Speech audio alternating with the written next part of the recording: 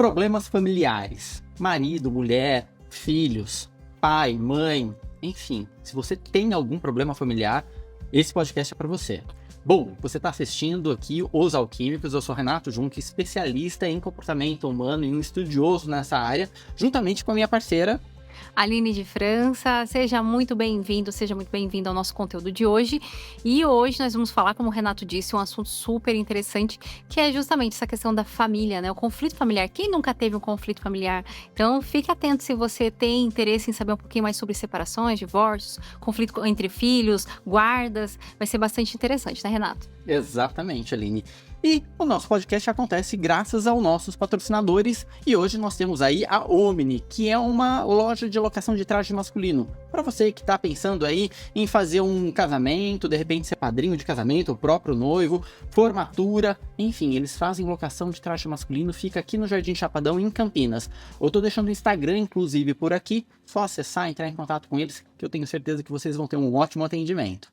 E hoje o nosso convidado é o Dr. Cássio Ávila Ribeiro. E ele é especialista, é um advogado civil da área civil, e a gente vai trocar uma palavrinha com ele falando dessa questão dos comportamentos que envolvem ali a questão de família e como principalmente a gente pode prever alguns comportamentos e dar algumas soluções até para que assim a gente possa caminhar de uma forma mais saudável nos relacionamentos. Cássio, seja muito bem-vindo. Eu peço para você também aproveitar e se apresentar para o nosso público, que eu falei aqui teu nome e a tua atividade, mas se auto-apresente, por gentileza. Muito obrigado, Renato. É um prazer enorme estar aqui com vocês. Aline também, é um prazer enorme compartilhar essa mesa. Meu nome é Cássio, eu sou advogado, sou mestre em Direito pela Universidade de São Paulo, a USP. Agora, finalizando aí meu doutorado também nessa área. E eu trabalho justamente com essas causas que envolvem relacionamento, envolvem muitas vezes contratos, responsabilidade, ou seja, eu sou um advogado da área civil e eu gosto muito de compartilhar com as pessoas, espero que hoje eu possa fazer isso, um pouco daquelas angústias do advogado, mas um pouco da experiência também que a gente vai tendo ao longo da carreira e vai entendendo que muitas vezes as pessoas pensam que o direito ou que aquela área, aquele processo envolve e talvez não, né? Às vezes é um pouquinho diferente. Então, gostaria muito de compartilhar isso com vocês e é um prazer enorme estar aqui. Muito bem. Muito legal. Doutor Cássio, eu já gostaria de começar com uma pergunta que particularmente eu tenho uma dúvida, né? Qual é a diferença entre o casamento e a união estável? E por que quando uma pessoa ela se separa, ela não retorna ao estado civil de solteiro, ela carrega aquele divorciado, divorciada, de repente até uma próxima união? Essa é uma pergunta muito legal, né? E eu, quando estou dando aula, eu costumo brincar de uma coisa, né? O pessoal fala, pô, casamento, união estável é tudo a mesma coisa, né?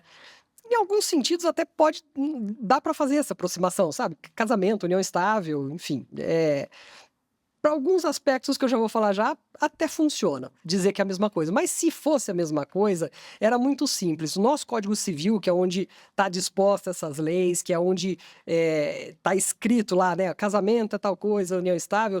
Se ele quisesse que fosse a mesma coisa, bastaria dizer, aplica-se todas as regras da união estável. Aliás, aplica-se todas as regras do casamento à união estável. E não acontece isso no Código Civil. Então, a união estável, né, o Brasil é um país muito grande, é um país que ele tem um processo histórico muito interessante, muito complexo, e em razão disso, né, o nosso último Código Civil aí antes desse foi lá de 1916, e percebia-se que muitas pessoas, elas viviam em conjunto, mas por uma questão familiar, muitas vezes, de renda, né, elas não iam ao cartório ou à igreja e se casavam. Certamente vocês estão nos assistindo, conhecem alguém assim. Que ou por uma questão de renda, ou por questão de tempo.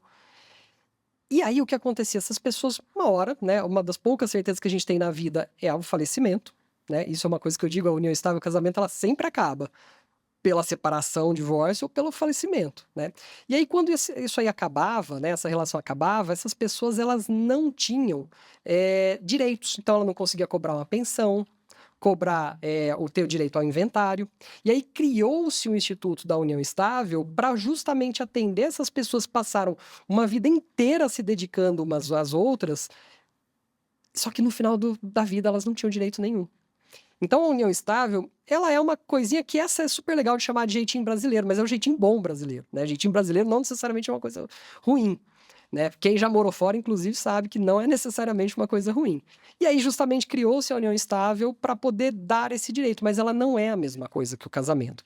E aí tem uma coisa muito importante. Ah, eu nunca fui lá, nunca registrei minha união estável, tô vivendo há tanto tempo com o fulano, com a fulana e não registrei. Ela existe, ela não existe? Se você for no cartório e declarar essa união estável, é muito importante. Porque daí o grande problema da união estável é que a gente não sabe quando ela começa, quando ela termina. Quando que deixou de ser namoro e passou a ser união estável? E aí vem a próxima coisa que as pessoas confundem. Ah, Cássio, mas é a partir de 6 meses que já é união estável? É a partir de 2 semanas que já vira união estável? Tem que morar junto ou não tem que morar junto? Hoje é muito maleável esses requisitos. Cada juiz, às vezes, tem um entendimento. Então, às vezes, um casal que ficou ali 6 meses não vai reconhecer a união estável. E o outro que ficou 2 semanas vai reconhecer. Então, assim, Mas e o que determina? Desculpa te cortar, mas assim, o claro. que determina 2 semanas ou 6 meses? Como que não tem uma clareza nisso, Cássio? Porque o nosso Código Civil fala que ele é a união. Hoje isso a interpretação já é modificada, mas é com o intuito de constituir família, né? Então, por exemplo, uniões, que eu vou dizer nesses termos, que é os termos que o nosso STF diz. Uniões homoafetivas não eram concebidas como uniões possíveis por um motivo muito específico, porque entendia-se que ela não era possível de construir família dentro de uma visão talvez mais conservadora disso. A mudança que o STF fez, inclusive, foi, olha, este requisito que lia-se constituir família, ele deve ser interpretado de forma que pessoas do mesmo gênero possam constituir família, porque podem adotar, inclusive, mas a base que dizia para que aquilo ali não era uma constituição de família é porque via-se família como um instituto natural e antigo. Por que eu estou dando esse exemplo? Porque dentro desses vários requisitos que tem para se considerar uma união estável, tem, por exemplo, união duradoura. O que é uma união duradoura? 6 meses, 2 semanas, 1 ano, 5 anos. O que é? Cada um vai ter uma interpretação. Os nossos tribunais, cada estado tem o seu tribunal, vão, a partir disso, criando entendimentos, vão criando padrões. Então, por exemplo, olha, só que eles raramente vão falar assim, não, é a partir de tal data. Mas eles vão criando padrões cada vez um pouco mais maleáveis para reconhecer o direito de quem se dedica ao outro e não vê esse direito reconhecido. Então, por isso que é difícil de falar um prazo e isso é um erro. Né? Falar, não, é 2 semanas, é 6 meses, não sei. O seu vizinho pode entrar com processo e o vizinho do outro lado entrar e cada um tem um resultado diferente nesse sentido, porque são maleáveis. E essa determinação, pelo que eu estou entendendo, do juiz. Não cabe a defesa do advogado, mas assim, a determinação e a leitura final é determinada ali pelo juiz, é isso? Pelo juiz, e aí eu sendo um pouquinho chato aqui, sem entrar muito no juridiquês, pelo juiz e pelo tribunal. O que é quando eu digo tribunal, é o quê? O juiz é o que está aqui na sua cidade. O tribunal é a segunda instância, são os desembargadores que eles confirmam, se houver um recurso, a decisão desse juiz. Então, o juiz em primeira instância e o tribunal em segunda instância. A gente poderia dizer assim que a união estável ela vem com uma característica mais administrativa, de repente um parceiro entrar num benefício que o outro tem, alguma coisa assim para formalizar aquela união também? Eu entendo a pergunta, mas eu não diria administrativa. Eu digo que ela é talvez burocrática nesse sentido, porque ela é o reconhecimento de uma situação de fato e que aí, neste sentido, aplica-se algumas regras que não são as regras do casamento, mas que são equivalentes à do casamento. Quer um exemplo?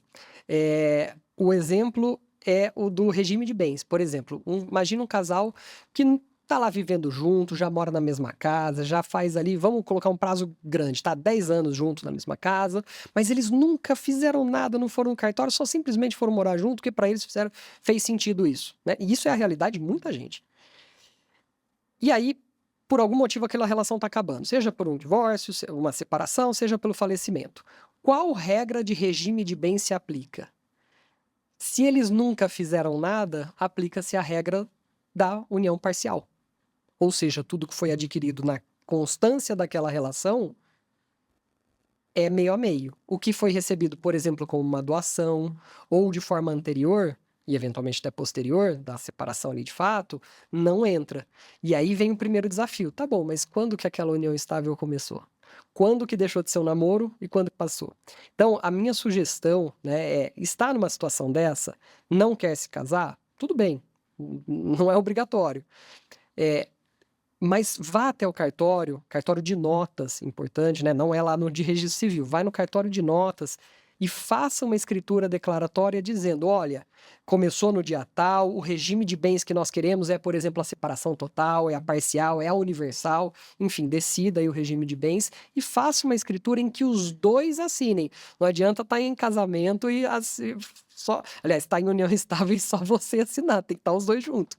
Eu tenho Tá. uma dúvida, você falou, desculpa, mas assim, sou leigo, então vamos para o pessoal de casa ficar claro também. Então, assim, a gente tem quais tipos de divórcio, então? Você falou de união total, é isso? Os regimes de bem. É isso. Os regimes de bens, nós temos aí 3 principais regimes. A comunhão parcial, que é aquela lá, basicamente, imagina assim, ó, desenha uma linha, certo? O que está antes, então a linha tem o que é a linha, eu tenho o antes e o depois. O que é antes e depois não entra, não partilha, é seu. O que está durante, mas é adquirido de forma, aí eu vou dizer da forma que o nosso Código Civil fala, de forma onerosa. O que é de forma onerosa? A forma onerosa é aquela forma que a pessoa está comprando, ela não está ganhando de alguém. É diferente de uma doação, por exemplo. Então, o que foi adquirido de forma onerosa durante essa união ou casamento, partilha-se meio a meio. Ah, Cássio, mas eu que trabalhei e o outro só ficava em casa, via TV o dia inteiro. Meio a meio. Meio a meio. Comunhão universal. Tudo que tiver no seu nome é da outra parte. Salvo algumas pequenas exceções que acho que não vem ao caso. E separação total. O que está no meu nome, está no meu nome. Está no seu nome, está no seu nome. Que é uma curiosidade também muito legal. O pessoal, quando vai ao cartório, acha que só tem esses 3 regimes e é uma coisa fixa. Mas vou dar um exemplo. Isso eu faço muito para clientes que têm essa demanda específica. Por exemplo, eu tenho uma grande amiga que ela ama cavalo. Ela adora cavalo. Cavalo é o negócio dela. E aí, ela estava vendo as coisas do casamento, falou, ó, e os cavalos? Se vai que eu me separo, né? Todo mundo casa. Nesse caso era um casamento, mas é a mesma regra, que para isso serve a mesma regra, tá? E se eu me separo? Pô, não queria perder meus cavalos. Primeiro porque cavalo custa caro, né? Não é cavalo qualquer, é cavalo específico de esportivo. Então, lá pode existir, e aí vem a pergunta, posso ter uma separação total? Até porque os meus clientes eu oriento todos a casar na separação total, mas e os cavalos?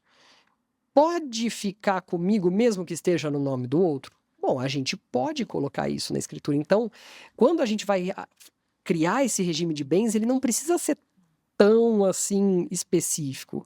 Outro cliente nosso, eu sou colecionador de carros, mas vou me casar na parcial. Maravilha, mas se eu me divorciar, os carros são meus, tá bom? Se a esposa dele aceitar e assinar junto, tá bom, pode ser. É importante a gente entender que a construção, ela pode ser feita junto com o advogado. Não precisa ser nada fixo, como você disse, né? Ela é feita no cartório, porque é uma escritura no cartório, mas com assessoria preferencialmente de um advogado da área, porque daí ele consegue explicar essas nuances. E cada casal é um casal. E quando a gente tem um pet no meio? Porque assim, o pet eu considero como um bem, porque ele é um serzinho. Como que funciona isso? Eu vejo algumas pessoas comentando, porque assim, tem guarda partilha, já ouvi falar isso. Eu não sei se isso é uma coisa formalizada pela justiça, enfim, ou se é uma coisa em comum acordo. Eu não entendo isso. Me explica, eu tenho um pet em conjunto com quem eu tô me relacionando.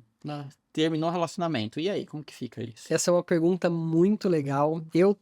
E no direito é normal terem opiniões e não tem propriamente o dono da verdade. Só vira dono da verdade quando tá escrito lá no Código Civil que é tal coisa. Hoje, no nosso Código Civil, o animal, o pet, por exemplo, né? Então aqui é até importante diferenciar, por exemplo, um gado do seu cachorrinho. Não que eles não mereçam a mesma atenção quanto à vida, quanto aos direitos, né, de ser bem tratado, de não ser judiado, nem nada. Mas é uma diferença importante que tem que fazer. O pet, hoje, ele é concebido como um bem semovente.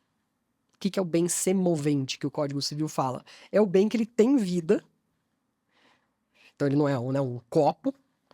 Ele tem vida, mas ele é considerado pelo nosso direito um bem. E por que é isso? Porque no direito civil a gente vai ter lá os sujeitos de direito, que são as pessoas, né? E a gente vai ter os bens, que por mais que tenham vida, eles não são sujeitos de direito. E aí vem a pergunta clássica, né? Isso é comecinho lá do curso, o pessoal vem, tá, professor, mas e daí, poxa, então quer dizer que o animal não tem direito? Ele tem, mas quando eu vou entrar com uma ação para proteger o cachorro, o que eu estou fazendo? Eu, que sou titular de direitos, entro em favor do cachorro para que ele seja protegido, que ele não seja maltratado, para que ele seja retirado, etc e tal. Então essa é uma pergunta muito legal, porque de fato cachorro é coisa para o direito, né? Coisa é o nome que a gente fala de bem, também pode ser dito coisa, né? Não tô querendo maltratar aqui os cachorros, mas... e aí vem muito legal, porque sendo coisa, sendo bem, pode ser objeto disso. Então, também já fiz... Isso se chama pacto antenupcial ou uma escritura de reconhecimento de união estável que trata ali sobre o regime de bens. Pois bem, já fiz também falando, olha, e o pet, se tiver cachorros, vai ficar com o fulano. E se tiver gato, vai ficar com o ciclano. Essa eu nunca fiz, tá? De cachorro e gato, mas daria. Mas isso é previamente, antes no processo de formalização da união, é isso? É isso mesmo. Tá, mas e se isso não foi acordado, como que fica isso a posteriori? Ou seja, não foi acordado, teve um relacionamento, ninguém pensa em casar e se separar, todo mundo pensa que seja eterno enquanto dure, mas se separou. Nesse momento, esse pet, quais são as circunstâncias a serem avaliadas de que faz com que esse pet seja de um ou de outro? Como que funciona isso? Isso é muito interessante. Isso dá uma briga que eu não vou nem dizer que vocês não têm ideia, porque eu sei que vocês têm ideia. Em sendo bem, meio a meio. Imagina, tem 2 cachorros, um para cada um. Certo? Agora, é lógico que não é tão dessa forma que eu tô falando, por quê? Daí a gente vai analisar qual daqueles 2, se há uma demanda importante, está num processo litigioso ali, é dever do juiz analisar quem tem maior aptidão de cuidar daquele animal. Então nós temos, por exemplo, uma pessoa que trabalha o dia inteiro fora e uma que trabalha em home office, trabalha em casa. Poxa, à primeira vista, a que trabalha em home office tem maior aptidão, melhor dizendo, para cuidar daquele animal. Só que aquela que tem home office, ela tem alergia e odeia cachorro. Então, ou seja, veja que é uma coisa que pode mudar de caso a caso. Então, aí o interesse vai ver, poxa, isso é um bem? É um bem. No Código Civil fala que é bem? Fala. Mas apesar do Código Civil falar que é bem, é um bem com vida, é um ser vivo. Então, é dever do Poder Judiciário ter a atenção específica com esses animais para que eles possam ficar com a pessoa que tem maior aptidão. Agora, se as duas tiverem, aí começa-se a criar as alternativas. Quais são essas alternativas? Guarda compartilhada, que é um termo errado que o pessoal usa. Depois até eu quero falar disso. É um termo errado que o pessoal usa, porque guarda compartilhada, o pessoal pensa assim, guarda compartilhada fica metade do tempo com um, metade do tempo com o outro. E não é isso. Guarda direitos e deveres. Ou seja, a gente fixa um regime de convivência do pet. Então, metade do tempo, uma semana com um, uma semana com o outro, ou faz visitação de fim de semana com o outro, enfim, daí adequa ao caso. Mas é assim que faz. E é bacana já até especificar também essa questão, porque quando a gente está falando de pet, acaba sendo um filho, mas vamos falar da questão do filho e das possíveis, em uma separação, como que isso pode ficar. Você já adentrou aí um pouquinho nesse universo, deslancha mais um pouquinho sobre esse assunto. O que mais dá para fazer na questão da guarda? Porque quando a guarda vai ficar só com o pai ou só com a mãe, eu vejo que na maior parte das vezes vai para a mãe. Por que vai mais para a mãe do que para o pai? Discorre um pouquinho sobre isso pra gente. E eu percebi, Renato, que eu não respondi a pergunta que a Aline fez. Eu vou falar muito rapidinho nela. É que a hora que você tava falando, eu tava lembrando. Por que casou e nunca mais fica lá na certidão de casamento? Porque todas as vezes que as pessoas nascem, mas tem tudo a ver com isso, não é tão desconectado assim. Todas as vezes que as pessoas nascem, ela tem uma declaração de nascido com vida, que pode nascer, infelizmente, sem vida, né?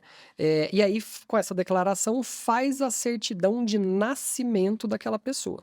Por isso todo mundo tem uma certidão amassada lá, velha no armário, tudo dobradinha, todo mundo tem uma dessa, né? Isso não tem porque perdeu, mas deveria de ter. Mas dá para tirar a segunda via, tá? Não se preocupe. É a mesma coisa daquela amassada lá.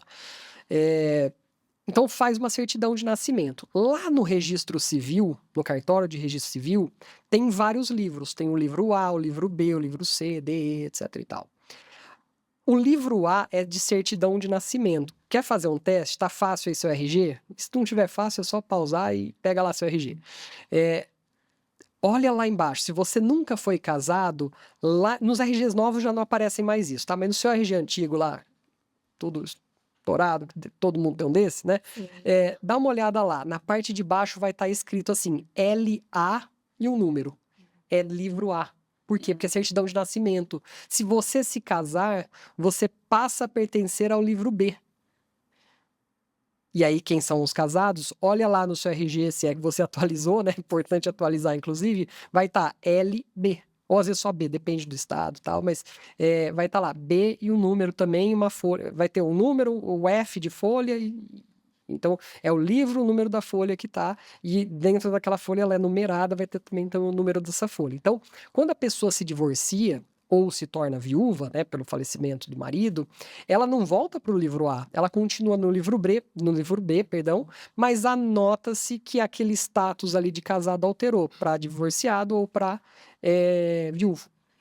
Então é por isso que não volta mais, porque depois, inclusive, se atentem a isso, se é que vocês nunca pensaram. Lá fala assim, vai fazer um requerimento, alguma coisa. Apresentar a certidão de nascimento ou de casamento. E quem tem de casamento, quem já é casado, não dá mais para apresentar de nascimento. Não é que ela perde, ela continua existindo, mas ela já está passada por cima. Uhum. Ela já avançou ali Ela já naquela avançou. linha, na jornada da vida ela já deu um passo adiante e não consegue voltar atrás. Por isso que muitas pessoas, né, ficam divorciadas, se tornam divorciadas e continuam lá com aquele status de Isso é divorciado, não importantíssimo. voltam a ser solteiras, né? E do ponto de vista, Aline, eu entendo a tua pergunta, porque do ponto de vista da pessoa, parece que quando você faz divórcio é porque assim, não deu certo, vamos cada um pro seu caminho. E quando você tem, do ponto de vista emocional, aquela palavrinha divorciado, parece que fica sempre batendo na tecla de uma história que assim, em algum momento acabou e que cada um pegou o seu rumo, mas às vezes não foi da melhor forma, né, da forma mais agradável possível.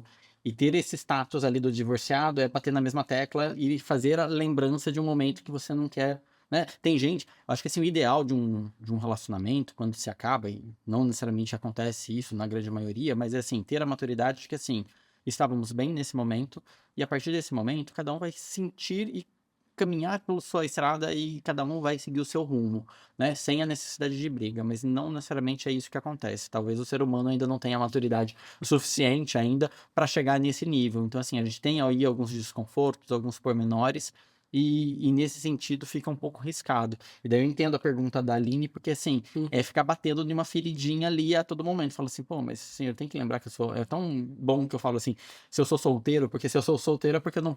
A impressão que deu é assim, eu não tive aquela passagem da vida, mas a gente teve a passagem da vida, né? E é interessante isso, porque o Código Civil, ele opta porque isso tem uma série de consequências, isso. Tem a consequência moral, tem a consequência de você, né, a depender da comunidade que você tá, às vezes, de ter uma dificuldade para se casar novamente, porque tem a visão, Sim. de fato, até pejorativa ali sobre o divórcio, mas o Código Civil opta pela segurança, porque a pessoa divorciada, ela teve uma relação jurídica com outra anterior, e aí, imagina, elas se divorciaram, mas nunca partilharam bens. Pode voltar a se casar? Pode, mas neste caso específico você só pode casar na separação total. Então é importante saber, juridicamente é importante saber se essa pessoa é divorciada ou não. Não é por maldade, é por necessidade.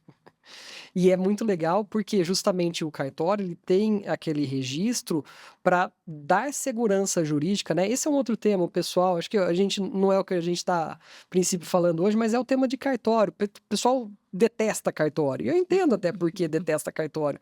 Mas o cartório ele dá uma segurança jurídica a tudo que a gente está fazendo, que sem ele seria complicado. Sim. Né? Sem os cartórios é complexo porque aonde ficam esses registros? Tem países que não tem cartório, né? Por exemplo, nos Estados Unidos não tem cartório. Não é um país que adota essa forma que a gente adota de registro. Sim. Eles continuam vivendo, dá certo, mas é importante para a nossa realidade. Primeiro, depois eu vou voltar na outra pergunta, Sim. que eu fiz agora também não foi. A gente ainda não respondeu sobre a questão dos filhos, mas eu também queria que você queria saber conceitualmente e tecnicamente falando, separação e divórcio, o que difere? Se é que difere? Difere. Isso é uma coisa muito interessante. Eu peguei um caso muito que isso ele mostra bem como que é essa coisa é importante. Antigamente, e eu tô dizendo antigamente, assim, há uns 15 anos atrás, tá? Não é Não tão antigamente, antigamente. não é antigamente, ninguém aqui estava presente. Quando as pessoas se casavam, elas precisavam, e elas queriam se divorciar, né? Elas queriam se separar, elas precisavam fazer a separação de corpos, que era o desquite. Todo mundo já ouviu falar Sim, nisso, né? Talvez os mais jovens não, mas ela tinha que se separar de fato, ficar 1 ano separado e depois converter a separação em divórcio. Qual que era o motivo disso? É meio estranho, não é?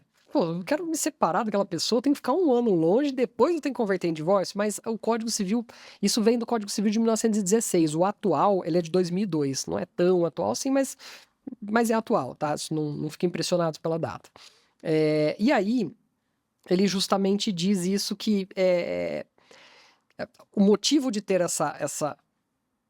esse período era para as pessoas terem certeza no que elas estavam fazendo, porque o casamento no nosso país sempre foi uma instituição, um instituto, perdão, levado muito a sério, levado inclusive com uma visão religiosa do que é o casamento, dentro daquela visão de que o que Deus une, o homem não separa. E aqui então era o que Deus une, o homem separa, mas a gente precisa ver se tem certeza. E aí tinha essa história da separação. Isso caiu. Então hoje você vai, divorcia, casou hoje. Eu já fiz um divórcio que as pessoas permaneceram 3 dias casados. nossa. E só demorou 3 dias porque não tinha data ali no cartório, teve que ser 2 dias depois. Mas brigaram, chegaram da cerimônia e brigaram em casa. Uhum. É. Então, assim, hoje não precisa mais, mas essa é a diferença de separação e divórcio. Olha que caso interessante que eu atuei. Uma moça brasileira se separou na época, mas nunca converteu em divórcio. Pega a ideia. Separou, mas nunca converteu em divórcio. Foi para um outro país, que aqui não vem ao caso, e se casou novamente lá. Só que ela se casou com uma pessoa árabe. E foi desse outro país, foi para o país árabe que essa pessoa se morava. E lá eles brigaram. E nessa briga o cara descobriu que ela era separada e falou: "Ah, é? Eu vou te acusar de bigamia, porque você não está divorciada, você casou comigo estando casada". E ele tem razão. Uhum. Ela está ainda casada, separado não é divorciado. Só que isso era crime no país que ela estava. Isso Meu Deus. deu um BO que vocês não podem entender, mas tá tudo bem com ela, deu tudo certo. Mas foi um apuro. Ela podia ir presa por isso. E hoje em dia o divórcio ele já acontece já naturalmente, assim, rapidamente, não precisa mais desse período de separação. Não. Basta querer divorciar. Só demora, às vezes, um pouco se tem crianças.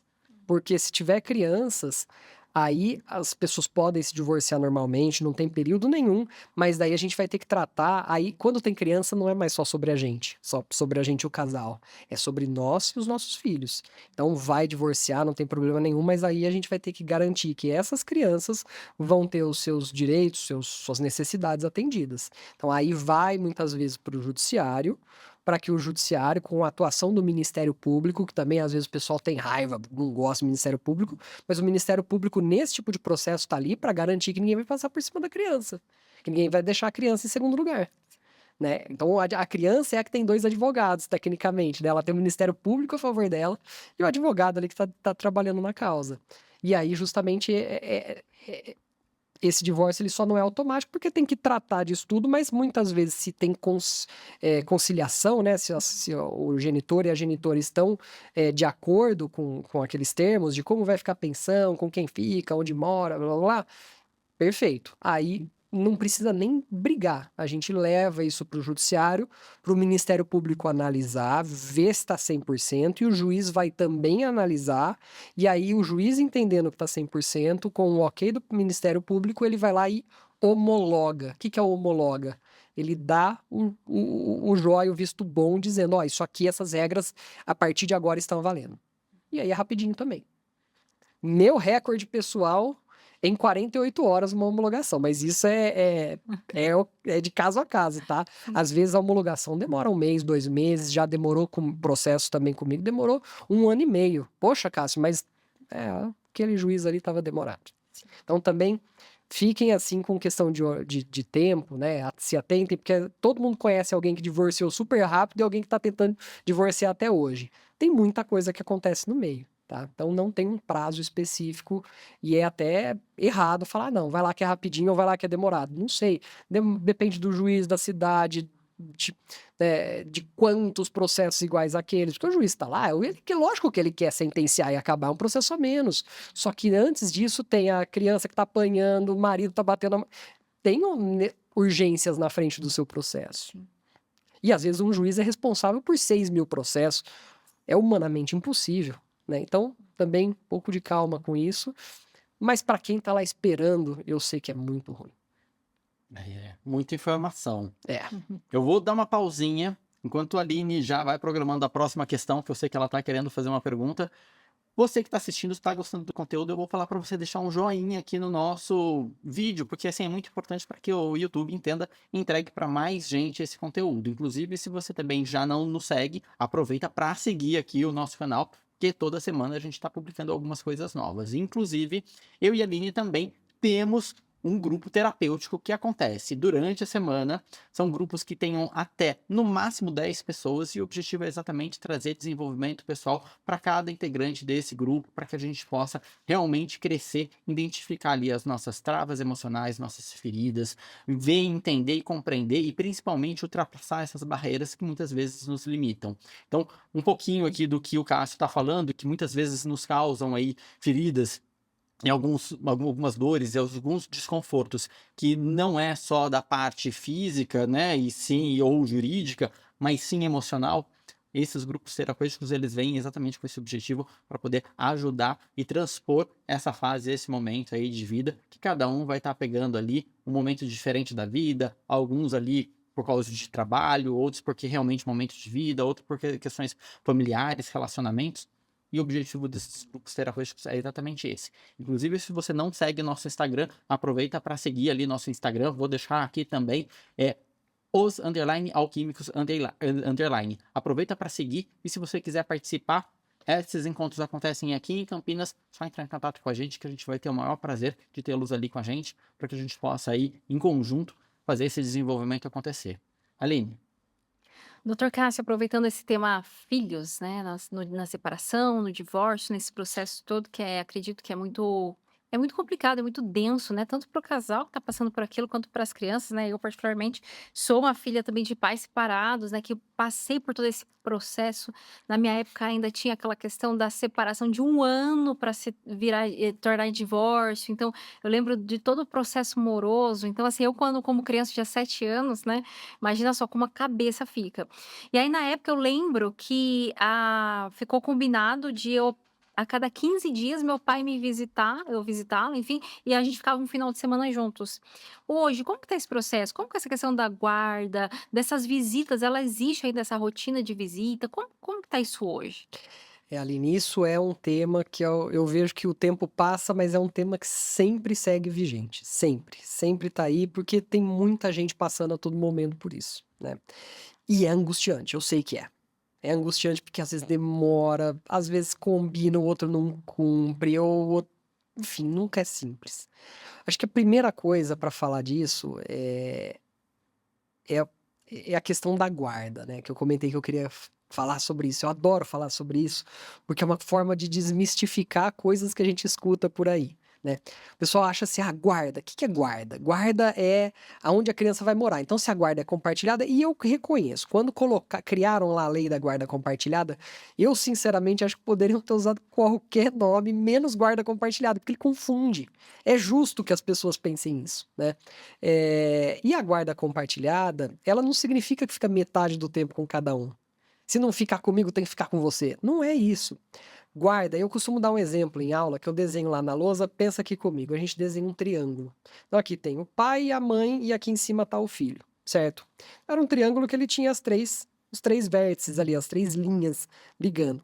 Quando existe o divórcio, né, a separação, o encerramento daquela relação, ainda que não tivesse dentro do casamento ou do união estável, tá bom.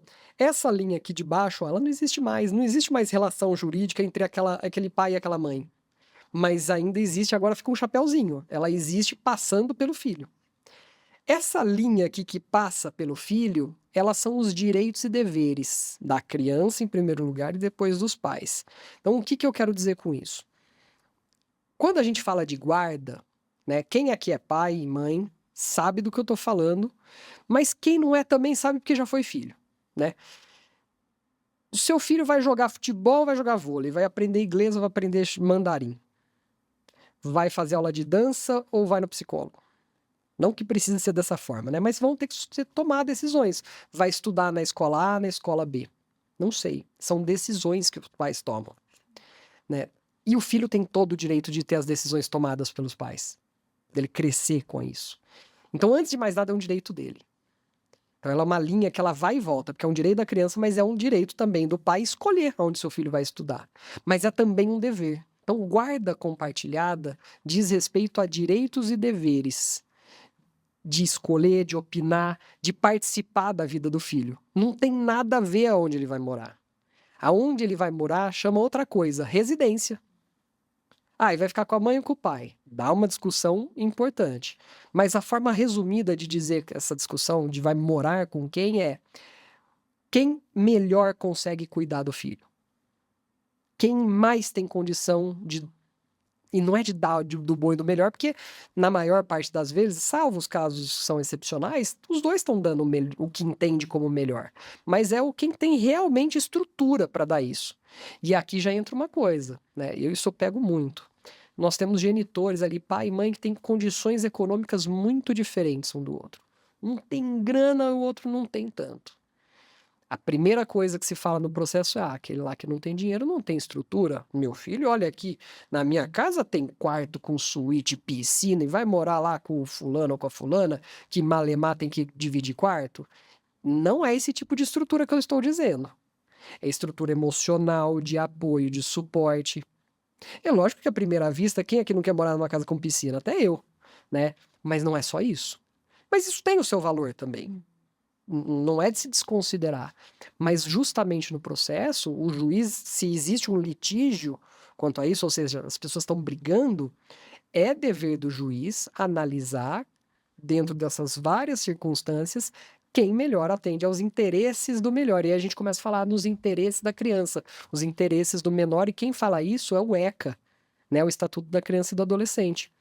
Então, vamos lá, ó, guarda, direitos e deveres. Residência, vai fixar, tem que fixar em algum lugar, porque a criança tem que morar em algum lugar, com quem melhor atende. Ah, Cássio, mas eu moro, por exemplo, eu tenho um caso que os pais, tem mais de um caso disso, os pais moram no mesmo prédio, em apartamentos diferentes, mas no mesmo prédio, mesmo condomínio.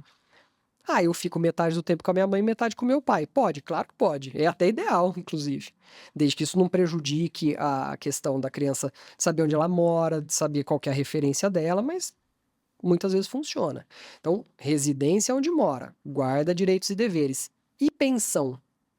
Pensão é o quanto aquela pessoa que não está morando com a criança auxilia a outra para pagar os gastos, com escola, com moradia, com roupa. Né? Quem tem filho sabe o quanto custa, inclusive, ter filho. É caro.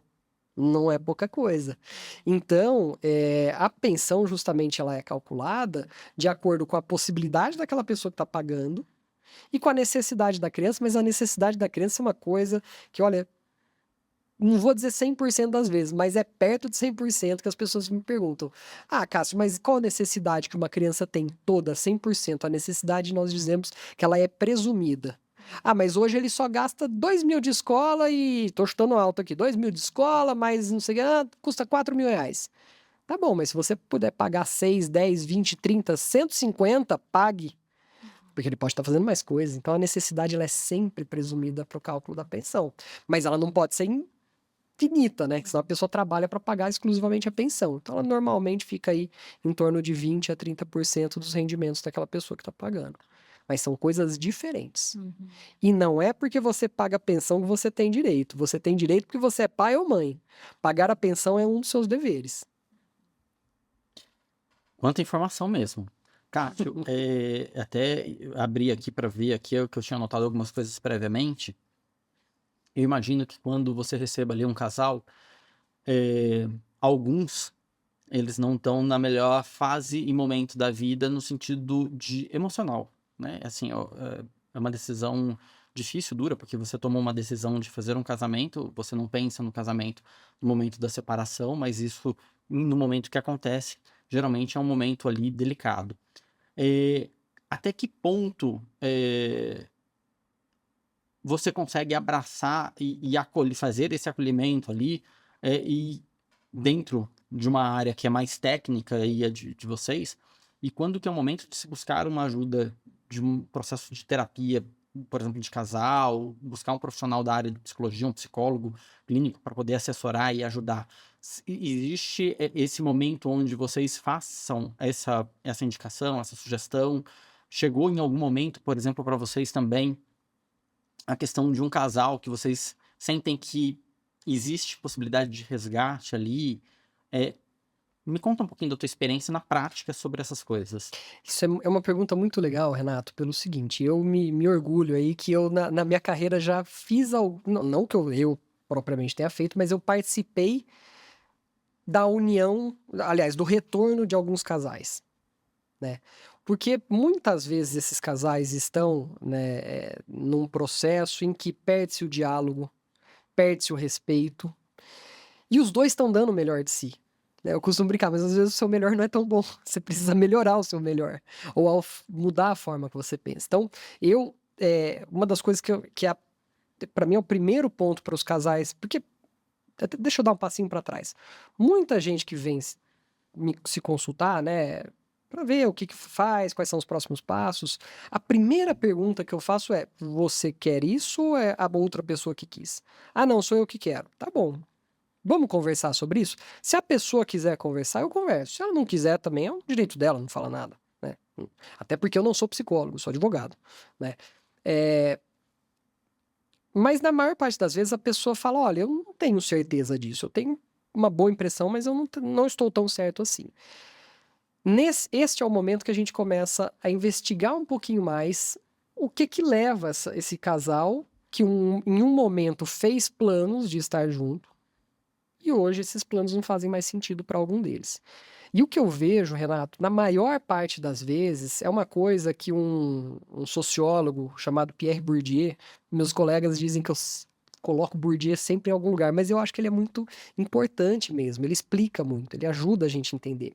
E o Pierre Bourdieu, ele traz um conceito que ele chama de violência simbólica. O que é violência simbólica? A violência simbólica não é aquela violência de faz de conta, tá? Você tem uma violência, por exemplo, direta, uma agressão, uma violência indireta, um abalo psicológico, mas a violência simbólica é você normalizar coisas arbitrárias. O que são coisas arbitrárias? Coisas que não têm fundamento algum de ser. Isso é uma arbitrariedade. É quando seu pai, lá na sua adolescência, ou sua mãe, falava assim: olha, pai, mãe, quero ir na casa do fulano. Não. Por quê? Porque eu tô dizendo que não.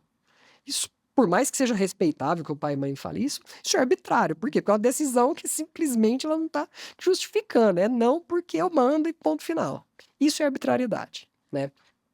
E quando a gente normaliza no casamento algumas arbitrariedades, Renato, isso traz consequências. E isso tem muito a ver com os papéis, né? Ah, qual o papel do homem? Qual o papel da mulher? Muitas vezes tem uma forma de violência aí implícita. Por quê?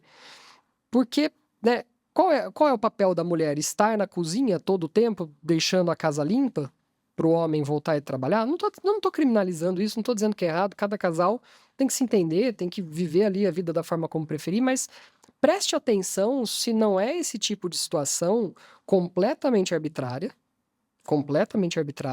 que você designa aquele seu parceiro ou sua parceira um papel pré-definido. Então, este é o momento que, isso é a maior parte das vezes é o que leva ao divórcio. Porque aquela pessoa passa a ser infeliz. Aquilo ali passa a não fazer sentido para ela. Fala: pô, peraí, eu sou aqui serviçal da casa, eu não posso ter minha opinião, enfim. Aí uma série de processos, cada caso é um caso. E aí eu vejo que o psicólogo, em especial nesses casos, quando eles estão bem identificados, ele pode ajudar muito para a pessoa entender aquilo que está acontecendo, mas ela saber passar para o outro a angústia dela. Porque, veja, uma pessoa que está muito introjetada, que na cabeça dela não é de outra forma, se ela tem um papel predefinido na relação dela e ela não cumpre, ela fica chateada com ela mesma e ela sabe que o outro tá bravo por causa disso. Mas às vezes isso só é fruto de uma construção da sociedade, porque nossas avós faziam assim, nossos pais faziam assim e a gente também está fazendo. Vou dar um exemplo pessoal. Eu tive uma criação um pouco mais grosseira, digamos, o que algumas pessoas poderiam considerar grosseiro, né? E eu, às vezes, acabava sendo grosseiro, sem querer. Ou minha esposa percebia que eu estava sendo grosseiro. E isso, para mim, é completamente normal. Dar uma patadinha de vez em quando, para mim, é normal. Por quê? Porque eu vivi com isso. Eu fui, e me orgulho em dizer isso, eu fui ao psicólogo buscar ajuda. Por vários motivos, mas também quanto a isso. Buscar ajuda para entender o seguinte: cara, isso não é normal. Não é legal você não tratar o seu parceiro, sua parceira com carinho. Não é normal você chegar a gritar porque você teve um dia ruim. Ou porque ela fez uma coisa errada mesmo. E faz. No relacionamento, o outro faz coisa que você fala, gente, é inacreditável. Como que essa pessoa conseguiu pensar e chegar a essa conclusão? Ou fazer tal coisa? Não é possível. Mas tá bom. Ninguém é perfeito, nem nós. Então, eu vejo, Renato, que o psicólogo, quando se tem essa claridade, essa claridade sobre isso, ele ajuda muito a entender alguns processos. Por exemplo, né, vamos falar de caso concreto. Eu já atendi uma senhora que o marido foi um grosseiro a vida inteira. Grosseiro. E ela fala, mas ele me ama, eu sei que ele gosta de mim, mas é grosseiro. E aí chegou um momento que eu falei, olha, a senhora tem duas opções. Ou a senhora, as duas envolvem um psicólogo, na minha opinião. Ou a senhora vai ao psicólogo para entender e aceitar, de alguma forma, essa grosseria, porque ela é um ato de violência, mas a senhora vai pensar, entender, ressignificar, etc e tal, se a senhora não quiser divorciar, ou se não, a senhora vai ao psicólogo para entender que talvez essa relação chegou ao fim, porque a falta de respeito é um grande elemento. Então, enfim, o psicólogo, na minha opinião, Renato, ele ajuda muito esses casais a entender. Porque Exato, porque a outra parte, né, que eu vejo muito é que muitas das pessoas que chegam para se divorciar, elas não têm muito bem claro especificamente o porquê que elas querem se divorciar. Último exemplo, rapidinho. Tinha um cliente que ele falava, mas minha esposa, ela faz tudo que minha sogra, a mãe dela manda, ela não tem cabeça, ela só faz, ela é um pau mandado da filha, tá bom. Fulano, é o seguinte, vá ao psicólogo e tente entender o seguinte. Por causa disso que você tá me falando, é o suficiente para você não querer mais passar a vida com ela? Porque se sua resposta for sim, você chegar a essa conclusão, cara, chegou a hora de divorciar, so sorry. Mas, se esse é um ponto que dá para conviver, então aceita, mas para de reclamar. Não adianta aceitar e todos os dias você reclamar disso. Então, isso vai para além da especialidade do advogado. Eu não posso também entrar muito nisso, até porque eu não tenho a experiência técnica. É muito bom contar com profissionais que possam auxiliar as pessoas a compreender o que elas fazem. 99% das pessoas estão de boa fé. 99% das pessoas não estão de maldade. É um ou outro que tá. Sim, muito interessante falar sobre isso, né, doutor? Porque assim, a gente traz uma reflexão sobre também o papel social do relacionamento amoroso, né? Que é justamente o crescimento de ambos, a compreensão, lidar com o diferente, né? Muitas vezes a pessoa tá solteira, ela busca uma pessoa como ela, mas às vezes ela até encontra, mas ela também não sabe lidar, né? Então, é uma série de fatores que é importante a gente colocar para reflexão. Não é só a responsabilidade de um advogado, né? É a responsabilidade também do casal de procurar entender como se dá essa dinâmica, entender que cada relacionamento tem dinâmicas diferentes. Então, se você é casado com uma pessoa, se divorcia e encontra outro parceiro, outra parceira, a dinâmica vai ser diferente. Então, o trabalho do psicólogo vem muito para isso, né? Para trazer ali essa análise, o que que é padrão, o que que é normal, o que é natural, como você mesmo trouxe. Para você, talvez uma grosseria naquele momento era natural. Mas e para outra parte? E a educação que cada um teve dentro de casa? Então é importante a gente refletir sobre esses aspectos, né? O profissional psicólogo, ele ajuda muito nesse momento, né, Renato? Não, sem sombra de dúvida. É o que vai trazer aí clareza para esse momento conflituoso. E como você disse, às vezes sai de um relacionamento e vai para o outro, às vezes trazendo ainda resquício de um relacionamento para o outro ainda. Então, assim, ainda fica meio que tumultuado o relacionamento, porque ainda tá trazendo resquícios, né? Então é um processo de elaboração ali profunda, individual, que cada um vai fazer, para que possa se entender e ter uma vida plena, porque todo mundo tem direito a ter vida plena e feliz. A gente veio aqui para ser feliz, vamos aproveitar da melhor forma possível. E relacionamento, como a Aline disse, é para se desenvolver, é para crescer, né? Vamos crescer juntos, vamos nos desenvolver juntos, né? E faz parte do processo da vida. Você está dando uma aula aqui pra gente, até que a gente está aí nos minutos finais. O que você acha que tem de importante dentro desse toda essa nossa conversa que a gente falou aqui, que seja uma mensagem bacana para quem está nos assistindo ali do outro lado, que você possa falar e falar, olha, vamos por esse caminho que é mais interessante. Então, pessoas que estão nesse momento de conflito entre casal, de brigas, a gente ainda nem falou também, mas se você quiser também dar uma pincelada nessa questão da agressão, porque tem agressão verbal, mas tem agressão que chega no ponto físico, né? Então, assim, o que de importante você falaria para quem está assistindo a gente, esse conteúdo que se interessou e ficou até agora aqui com a gente, que possa ser significativo para quem está ali do outro lado? Olha, Renato, tem uma coisa que eu repito muito. Tenha menos certezas. Tenha mais perguntas.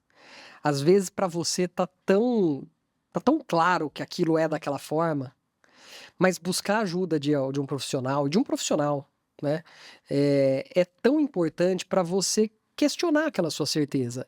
Ainda que seja para você, depois desse processo, falar, não, realmente, eu estava certo. Pode ser o caso, inclusive. Muitas vezes é. Mas não tenha tanta certeza, não vá com tanta força, porque isso tem muito a ver com a nossa criação, tem muito a ver com todas aquelas experiências, né? Tem a ver com aquela certidão que está escrito ali divorciado, às vezes. Às vezes eu tenho medo de agir porque eu estava num outro relacionamento que era tóxico. Ou que eu sofri uma agressão física, então eu também não, né? A pessoa levanta a mão para coçar a cabeça, a outra já baixa. Gente, isso é sério. Isso não é besteira, né? Então, assim, tenha menos certeza, vai um pouco mais com calma e dê tempo ao tempo, né? A gente está em momentos de maior ansiedade de uma forma geral. Mas se você fez aquele projeto com aquela pessoa, poxa, se dedica ali. Um mês a mais, um mês a menos, para você simplesmente explorar isso e se entender que vale a pena, né, demorar e fazer um pouco mais, pode valer muito a pena. E não é simplesmente pelo fato de que se tá casado é melhor que não divorcie. Não, tem divórcio que eu apoio o divórcio. Cara, divorcia sim, você vai passar a vida apanhando, sendo xingado? Não. O outro faz só sentido xingar? Tá bom, então, meu amigo, fazer o quê, né? A gente veio aqui para ser feliz. Então, Renato, acho que a mensagem é essa: tenha menos certeza das coisas, né? Vai um pouco mais com calma, busca ajuda, né? Trate sempre a sua outra pessoa, seu parceiro, sua parceira, com carinho. Então, tá bravo? E eu digo isso porque esse é um exercício que, Renato, eu faço. Eu faço todos os dias. Eu não sou advogado perfeito aqui que tá certinho. Eu faço todos os dias, porque às vezes eu chego bravo, audiência, briga, estudo social, loucura. Em outra cidade, pegando avião, tal, a gente chega bravo, eu sei disso. Mas tão logo você perceba que você pisou na bola, pede desculpa. Se confesse com o seu parceiro, com a sua parceira, fala, ó, mandei mal, desculpa. Mas também não adianta passar a vida pedindo desculpa. Então, vai entender por que você é assim. E eu acho que o último ponto, Renato, que eu falaria é a nossa criação, mas não só nossos pais. O meio que a gente morou, a escola que a gente estudou, ela tem muito a ver. Observe se você não repete, exatamente o que os seus pais faziam. Falei isso para um colega meu. Não estava nem advogando, era de amigo essa. E eu termino compartilhando essa de amigo. Cara, você tá brava aí com a sua esposa, não gritando, mas assim, falando de forma forte. Teu pai fazia isso com você, né? Porque eu conheço o pai. Ele fazia isso com você, não fazia? Fazia. E olha quem eu me tornei. Eu falei, cara, você gostava? Você tem um baita de um relacionamento com seu pai? Teu pai é teu herói? Não. Então, você vai ser o herói da sua esposa fazendo a mesma coisa? Ah, mas funcionou. Eu falei, cara, e só criança que o pai gritou funcionou, os outros não. Cara, antes de mais nada, chega lá para sua esposa, fala, olha, tal coisa me incomoda. Eu quero te tratar com carinho. Então, assim, e é até quase que sacanagem, porque você passa a bola para ela. Olha, eu estou incomodado com tal coisa. Você pode, da forma como eu estou te tratando com carinho, você pode recepcionar isso com carinho e a gente vê isso junto? E aí vem a terapia, às vezes, de casal. Então, enfim, eu acho que como advogado de divórcio é bom ter atenção para isso, porque quando chega na gente, às vezes até tem volta, mas normalmente, ainda que tenha volta, as marcas ficam. Até aproveitando essa deixa que você trouxe, né, da importância do trabalho do autoconhecimento e do autodesenvolvimento, quero falar sobre um patrocínio que a gente está tendo aqui nesse episódio de hoje, que é do Instituto França Barros, que é uma empresa que eu tenho muito orgulho de fazer parte, né? Fundei o Instituto há 9 anos atrás, com o intuito justamente de ajudar pessoas nessa parte de desenvolvimento pessoal profissional. Migramos também para o cenário corporativo, então fazemos treinamento, desenvolvimentos, mentorias na parte de gestão de pessoas, liderança, desenvolvimento humano, comunicação, atendimento ao cliente. Por quê? Com esse intuito justamente de ajudar. Muitas vezes, o profissional dentro de uma empresa, ele também erra, ele comete equívocos, mas ele não percebe o que fazer de correto, ele não sabe o que fazer. Então, quando a gente traz esse treinamento, essa preparação, isso ajuda demais. Então, Instituto França Barros, entra nas redes sociais, siga no Instagram, é @Instituto Franca Barros. A gente vai se ver por lá. É um trabalho que eu desenvolvo, que eu amo. Inclusive, o Renato faz parte aí de alguns treinamentos nossos, então vale muito a pena conferir. É isso aí. Pessoal, mais uma vez, muito obrigado pela participação de vocês. Se você ainda não curtiu, curta, que ainda dá tempo de curtir aí, compartilha. Às vezes tem alguém que você conhece que pode fazer sentido esse conteúdo. Aproveita já para mandar esse vídeo para essa pessoa. Cássio, mais uma vez, muito obrigado pela participação sua aqui Obrigada, no foi ótimo. episódio, aqui na nossa nova temporada aqui. Obrigado mais uma vez pela participação. Aline, muito obrigado também. E você, muito obrigado. Até a próxima.